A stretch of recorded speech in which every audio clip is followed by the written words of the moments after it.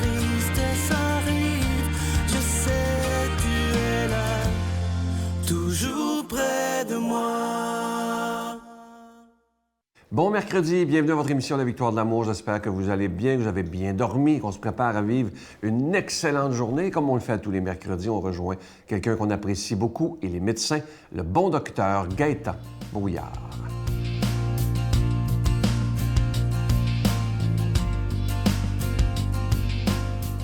Bonjour tout le monde, bon matin. Nous allons parler aujourd'hui, suite au sucre qui est omniprésent chez l'individu, que fait-on avec les boissons gazeuses? Qu'est-ce que c'est véritablement les boissons gazeuses? Eh bien, j'aimerais vous dire d'abord que dans les boissons gazeuses, la quantité de sucre est énorme, environ l'équivalent de 8 cuillères à thé par petite canette de boissons gazeuses. 8 cuillères à thé. 2 fois comme ça dans la journée et votre pancréas est saturé. Donc, c'est énorme la quantité de sucre. Mais en plus de ça, c'est que la plupart de ces boissons gazeuses, nous allons mettre de l'acide phosphorique aussi. Donc, c'est un acide qui permet de mieux digérer également. Et l'acide phosphorique, elle est très acide. Le pH d'une boisson gazeuse, s'il n'y avait pas souvent de cet acide-là, c'est que c'est tellement sucré que ça nous lèverait le cœur. Donc, en mettant de l'acide phosphorique, c'est comme si ça diminue cet effet de grand sucre chez soi. Mais cet acide phosphorique abaisse le pH à peu près autour de 2, 2,5, ce qui est très, très bas. Et en plus, c'est que l'acide phosphorique rentre en compétition avec l'assimilation du calcium. Donc, il n'est pas rare chez les gens qui prennent des boissons gazeuses d'arriver à faire ce que j'appelle de l'ostéoporose. Et même au niveau des dents, c'est rapidement visible, c'est que les dents vont se décalcifier facilement à cause de cette compétition entre le phosphore et le calcium. Et en plus de l'acide phosphorique, on va mettre également parfois de la caféine aussi pour nous donner de l'entrain. Donc, on crée chez les individus qui peuvent prendre des fois 2, 3, j'avais des amis qui en prenaient 6, 7 par jour, on crée une stimulation constante avec ça. On se sent plus en forme à cause de cette caféine finalement qui est omniprésente. Et ce que ça crée aussi, pourquoi en prenons tant de liqueurs douces par jour, c'est que l'effet du sucre, il est addictif.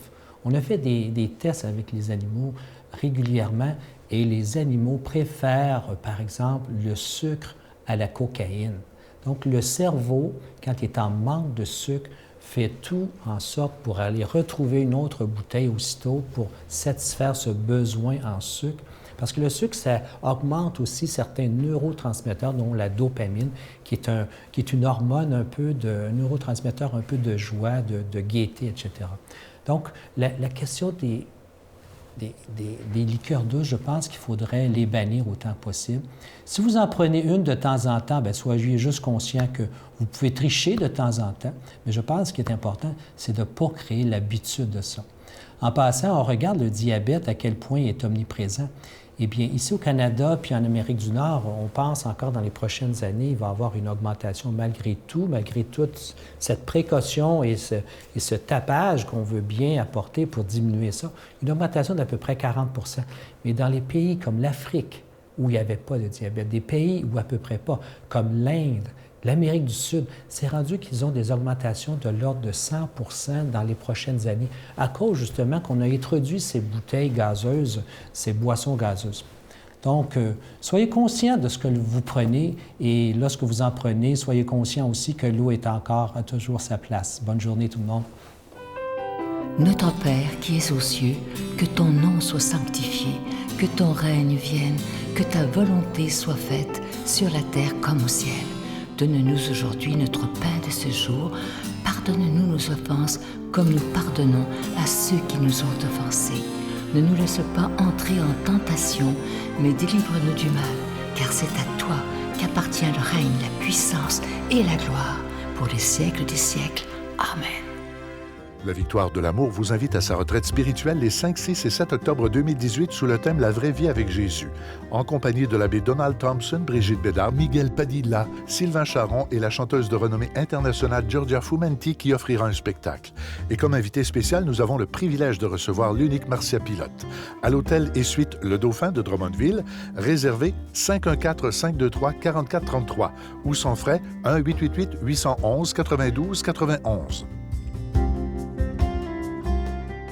Je prends quelques instants pour solliciter votre aide pour le ministère de Victoire de l'amour. Comme vous le savez, les mois d'été sont toujours très, très difficiles au niveau des dons pour la Victoire de l'amour. C'est pourquoi, pour tout le mois de juillet, il n'y aura pas de cadeau du mois. C'est un risque, je vous le dis, parce qu'il y a des gens qui décident, on ne donnera pas, ce qui pourrait nous mettre dans une situation extrêmement difficile. Mais avec l'équipe, on a décidé de faire confiance en ce Jésus qui est le maître de l'impossible et en vous tous qui êtes là, pour certains d'entre vous, depuis plus de 23 ans, à soutenir ce ministère. Et on dit qu'on juge un arbre à ses fruits, mais je pense qu'en 23 ans, les fruits sont évidents. Si vous saviez le nombre de vies sauvées par une parole, parfois je rencontre des gens qui me disent par hasard, je ne crois pas au hasard, le hasard c'est des clins d'œil de Dieu, par hasard je pitonnais le matin et je suis arrivé sur vous et je suis arrivé au bon moment. J'ai entendu la parole d'un intervenant qui m'a fait éviter le pire.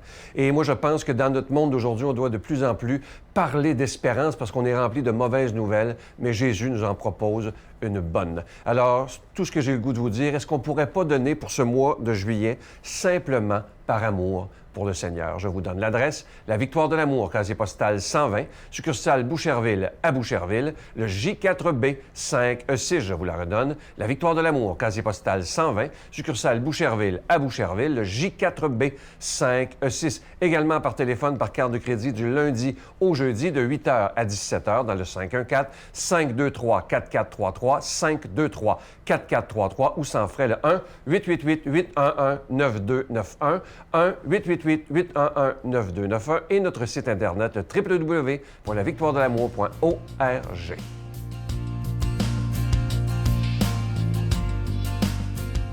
Mon Dieu, donnez-moi la sérénité d'accepter les choses que je ne peux changer, le courage de changer les choses que je peux et la sagesse d'en connaître la différence. Amen. Aujourd'hui, je suis tellement heureux d'accueillir quelqu'un de nouveau dans la famille de la Victoire de l'amour. Je l'avais reçu en entrevue il y a quelques semaines et il avait accepté de faire des homélies parce qu'il a un grand talent pour en faire. Il est un jeune prêtre, il est de la région de Victoriaville et on l'accueille avec beaucoup de joie, l'abbé David Vincent.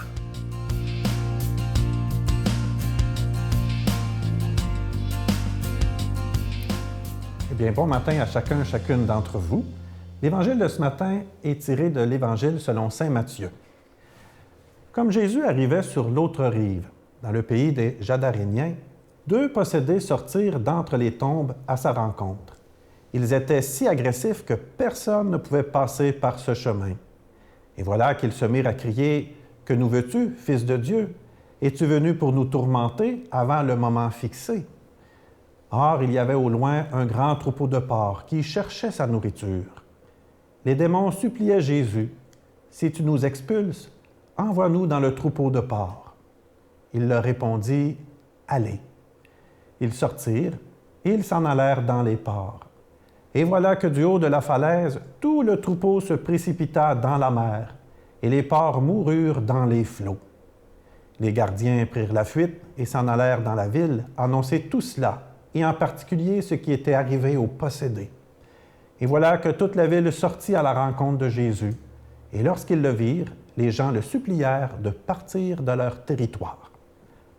Acclamons la parole de Dieu. J'aimerais débuter mon commentaire de la journée en vous parlant d'un baptême d'un enfant de 5 ans que j'ai célébré il y a peut-être environ 3-4 ans. Évidemment, avant d'arriver au moment du baptême, cet enfant avait vécu une petite préparation qui a duré pendant quelques mois. Et puis, à l'aide d'une catéchète, il a appris tranquillement à découvrir qui est Jésus pour lui dans sa vie, c'est quoi le baptême, c'est quoi la famille chrétienne. Et la dernière rencontre, juste avant la célébration du baptême, la catéchète avait demandé à ce jeune enfant de se choisir un symbole, un objet ou peut-être de dessiner un dessin qui pourrait représenter pour lui ce qu'est le baptême, qu'est-ce qu'il vit dans le baptême, et qu'il aurait à nous le présenter le jour de la célébration de son baptême.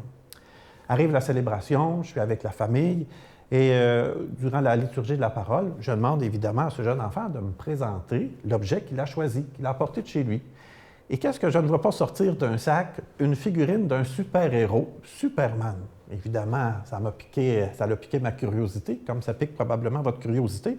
Puis je lui ai demandé pourquoi il apportait cette figurine de Superman.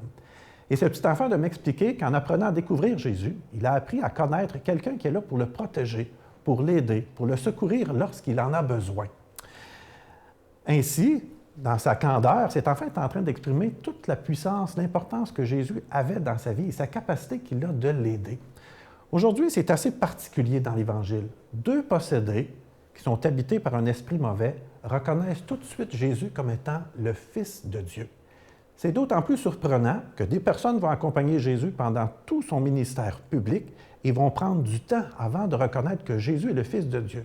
Pourtant, les 2 possédés de l'Évangile d'aujourd'hui reconnaissent Jésus comme étant le Fils de Dieu dès leur premier contact, dès qu'ils le voient. Comment ça? Pourquoi qu'ils le reconnaissent tout de suite comme étant le Fils de Dieu?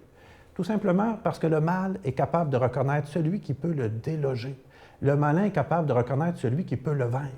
Un peu comme lorsque Superman, dans ses films, arrive sur un terrain ou un endroit où il y a des malfaiteurs, où il y a des bandits, tout de suite, les malfaiteurs vont savoir que Superman peut les arrêter, peut les vaincre.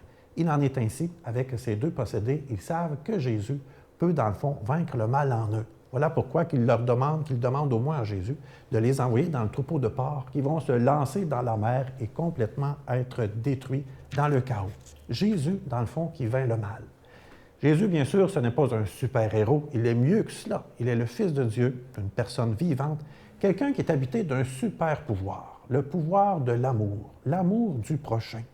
Et ce pouvoir, à la différence de Superman, Jésus ne le garde pas pour lui. Il est là pour le partager, pour le donner à toute personne qui a besoin d'être libérée.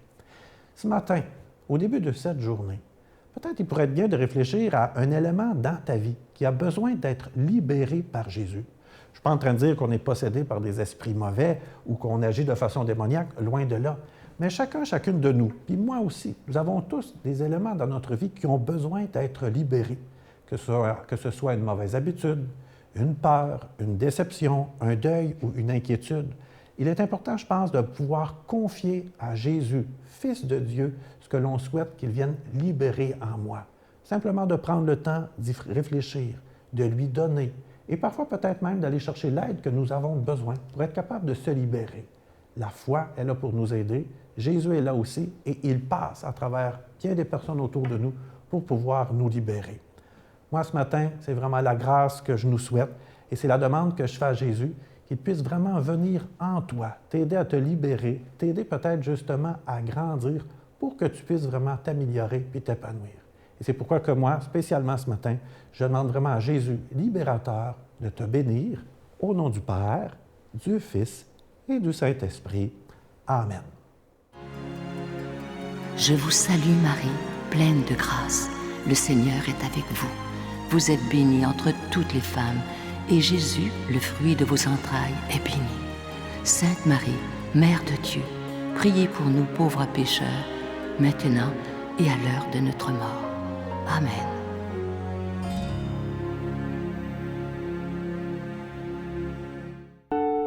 Je continuerai à croire, même si tout le monde perd espoir.